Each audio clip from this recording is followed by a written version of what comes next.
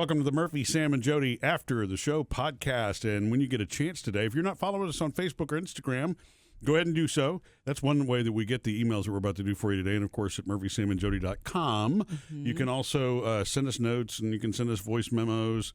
You can subscribe to the podcast there, too.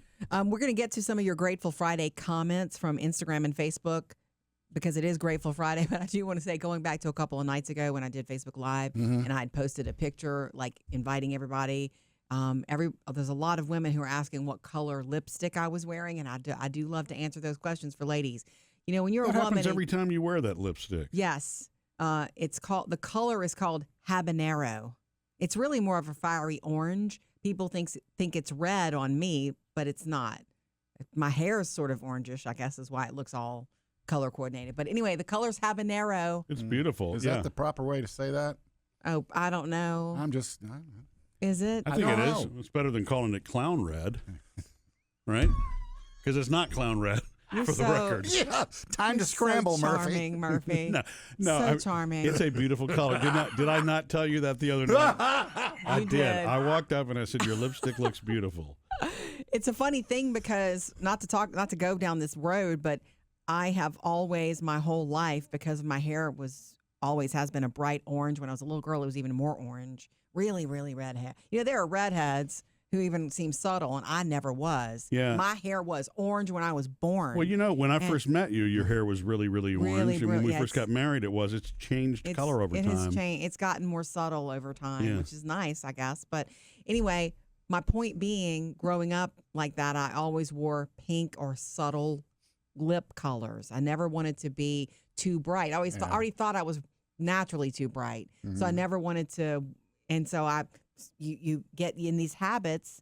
You don't know this, guys. You don't wear makeup. You're not in that, you get in these habits like, this is the color I wear, and it's so subtle. And then I have a friend, her name is Sandra, and she sells lip color and cosmetics, and she's in that world. And she kept telling me, you need to wear some reds that are, more fiery, more, you need to wear some brighter colors. They'll just light up your whole face. And I thought, of course she wants me to do that. But she's right. When I wear that, people are like, what are you doing? What's different? You look younger. It's just something to think about. Make those little changes for yourself. If you have a special occasion, rock a bold color if you're not used to it. Sam, maybe that's the secret for me and you. To look younger, we need a brighter lipstick. As long as we don't look like clowns. I got news for you. There are certain colors that you look brighter in, Murphy. I think shirts, you mean? Fantastic. Yeah, not lip color, but I think that your skin looks especially good when you wear yellows and corals. It just really goes well with your skin tone. Thank you. Can I get a color evaluation too? I think you look really good in the blues, like what you're wearing today. Yeah. You do know that what you're wearing is blue, right, Sam? Yeah. I'm just saying, I think you look good, soft when you wear blues. Yeah. That's a shade of blue that you can see, right? Yeah. Sam has a color blindness thing. The super dark stuff is the problem. Dark blue, black, dark green, dark brown, all looks the same. I know. And sometimes you think purple and blue are the same. Yeah. You've had that issue too. And green and brown. Anyway. Well, what you're saying about the color, the shirts, because I tend to wear solids a lot, as you know. I love solids. And I like all the colors, but like the coral that you're talking about and those other colors do bring out the olive tone in my skin more. When I wear a black shirt like I'm wearing today, I look more pale, I think, almost. It's because it's such an offset, I guess. But the lighter colors, you can actually see how olive skin I really am. It's just a funny thing. I don't want to get stuck on this because I do want to get to grateful comments. But if you've always worn, navy blue your whole life because it's your go-to color, and you think you put those boundaries on yourself. If you try other things, you just don't know how you might like it. And I don't just mean cosmetics. I just mean other stuff too. Okay. I also have to watch certain color balances though, because one of my favorite shirts is sort of a maroon shirt, and I love my khaki pants. But Jodi says when I wear that combo, I look like I'm going to boarding school. Oh, well, yeah. School uniform. Yeah, right. A lot of times when you wear the khakis and that shirt, it's like, oh, where's your lunchbox?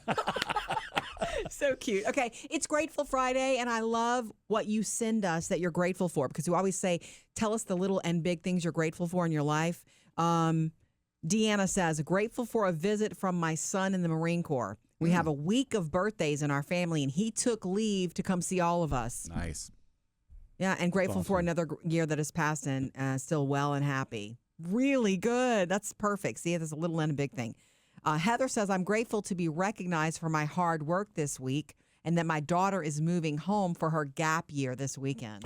Oh, wow, that's just like you and I, Jody, with our oldest daughter, Taylor, moving back. Same thing with the gap year. That's cool. We're not being recognized for our hard work, but yeah. Anyway, she said that she's the employee of the quarter where she works. Congratulations. Congratulations. Murphy loves that. It's right up Murphy's alley. I do love that. I love celebrating people's victories. That's right. You have to celebrate the victories, especially at work. You Yes. just do. Chris says, hey, you three are my favorites to wake up with. Something I'm grateful for is the time that I've had with my 2-year-old Doodle. Yesterday, we found out she has inoperable lung cancer and won't be with us much longer. Oh, my God. You don't hear about that with dogs often, do you? I don't. But I'm so grateful for all the happiness she has brought into my life and her short life. We are all here for one reason, and then our time is done. I feel the same as with our pups. She got me through a rough time in my life. I know our time together is short, whether it's 3 more days or 3 more years. I just keep telling her to be strong and giving her lots of love. Isn't that cool? That's really cool that you would send that yes. because that's so personal. Yes. And I've never heard of that with a dog. I've at heard that about young? inoperable things for pets, when young like that. but I've never heard surprising. that specifically. Yeah, right. Oh, Janine says, grateful for the Olympics finally starting today and that it's Friday. Yes, shout out. I'm one of those few. Do you know that I read today that only it's 10% of Americans who are interested in the Olympics? That makes me so sad because it can be so patriotic. You can learn about sports you never knew about. I mean, I get it. There's a million other things that you can choose, but I like it. So I'm with you, Janine. Well, and maybe that's the reason you still see it. You see it carried live and all that, because there are so many different sports. Even though one person's not going to be interested in all Everything, the sports, no you're way. probably fanatical about some parts of it. Not really even fanatical. It's just something different. It doesn't happen all the time, and you can get behind it. You know, you can watch and say, you could turn on an event that you don't know anything about, and if they do the storytelling right, they can tell you a little bit about this athlete's history, how they got here, where the family is, and you're rooting for them. Yeah. Automatically. It's a human spirit thing. Yes, it is. I think. Marie says, Grateful Friday continues. I got my first house over a year ago, and I'm so thankful and grateful for YouTube. So many simple things that I would never have had to call a repairman for were so easy to fix. Yeah. Good point, Marie. Also, I'm very grateful to whoever invented ketchup and whoever invented mayo.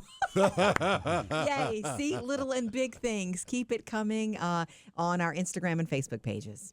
Missed any part of the show? Get it all on the Murphy, Sam, and Jody podcast.